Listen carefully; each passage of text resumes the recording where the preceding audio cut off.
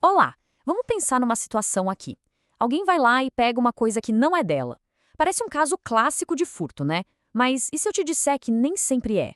Pois é, no mundo do direito as coisas raramente são preto no branco. E hoje a gente vai mergulhar num conceito jurídico que é fascinante, um que pode pegar o que parece ser um crime e transformar num ato totalmente legal.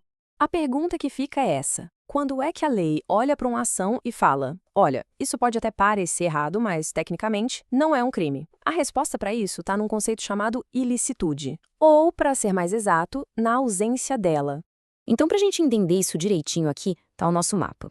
Vamos começar entendendo a anatomia de um crime, depois a gente define o que é essa tal de ilicitude, vê quando a própria lei justifica uma ação, como isso funciona na prática, quais são os limites, e por fim a gente fecha com um panorama geral de tudo isso. Ok, vamos lá. Para começar, é preciso entender que um crime, para o direito, não é só um ato ruim. É como se fosse uma receita, sabe? Com ingredientes bem específicos que precisam estar todos ali. E aqui está o primeiro ingrediente fundamental. Não basta que uma ação se pareça com a descrição de um crime lá no Código Penal. Ela precisa também ser ilícita. O que isso quer dizer? Que ela vai contra todo o ordenamento jurídico, o sistema de leis como um todo. Então, vamos aprofundar um pouco. O que é exatamente essa tal de ilicitude? Pensa nela como um teste de fogo, o filtro final que vai separar o que é de fato um crime do que não é. A ilicitude, que também pode ser chamada de antijuridicidade, é basicamente isso, um teste de compatibilidade. A gente pega a ação da pessoa e compara com o sistema legal inteiro. Se essa ação entra em conflito com a lei, pronto, ela é ilícita. Mas, se não entrar, aí a mágica acontece. E a consequência disso é gigantesca. Se um ato não passa no teste, ou seja, se ele não é considerado ilícito, ele simplesmente não é um crime. Ponto final.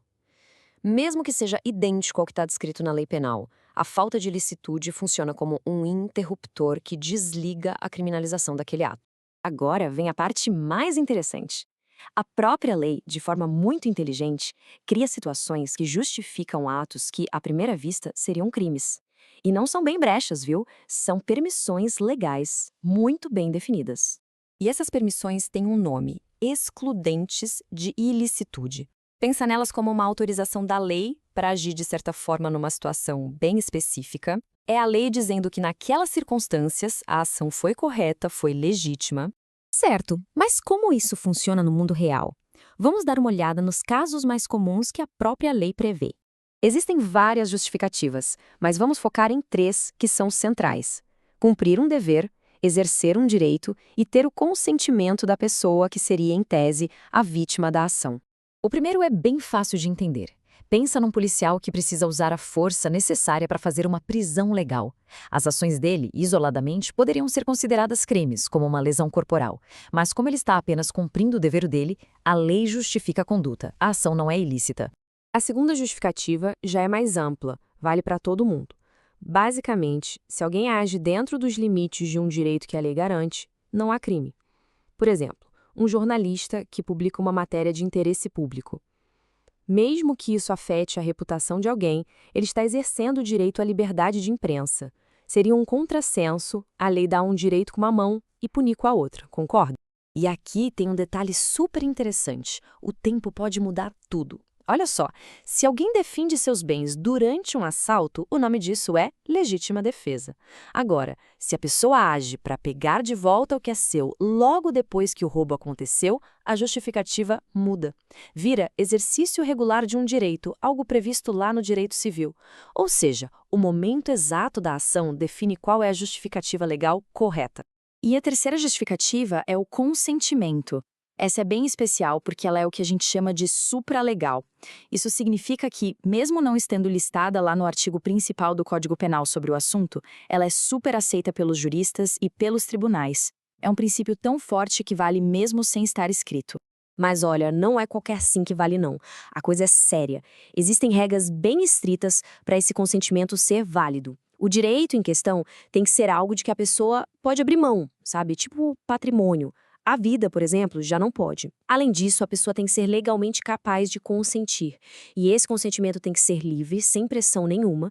E, claro, tem que ser dado antes e de forma bem clara. Isso nos leva a uma pergunta fundamental sobre o tempo. E se a pessoa só concordar com a ação depois que ela já acabou? Será que isso serve para validar o que foi feito? A resposta que a lei e os tribunais dão é um sonoro e definitivo não. Para ter validade jurídica, o consentimento precisa existir no momento da ação. Então, a regra é clara. O consentimento que vem depois do fato não apaga a ilicitude do que já aconteceu. Para que a justificativa funcione, a permissão tem que existir antes da ação, ou no máximo junto com ela. É uma regra de ouro mesmo. Bom, então quer dizer que essas justificativas são um tipo de passe livre? Também não é bem assim. A mesma lei que dá a permissão, ela também traça uma linha muito clara no chão. E essa linha se chama excesso. Significa que se uma pessoa, mesmo estando amparada por uma justificativa, passa dos limites do razoável e do necessário, ela perde essa proteção. Por exemplo, usar uma força desproporcional para impedir um furto de algo pequeno de alguém que já está fugindo. O que era justificado, deixa de ser. E aqui a gente vê direitinho quais são as consequências. Exagerou? Vai responder por isso. Não tem escapatória. Se a pessoa foi além de propósito, sabendo o que estava fazendo, aí ela responde pelo ato intencional, o que a gente chama de dolo. Agora, se o excesso foi por descuido, por falta de atenção, aí a responsabilidade é por culpa, ou seja, um ato negligente. Claro, se existir essa previsão na lei. O ponto principal é: não existe passe livre para o excesso. Certo. Agora que a gente passou por tudo isso, vamos dar um passo para trás e juntar as peças. Ver qual é a imagem que se forma. A grande lição aqui é que o direito penal é muito mais sutil do que um simples pode e não pode.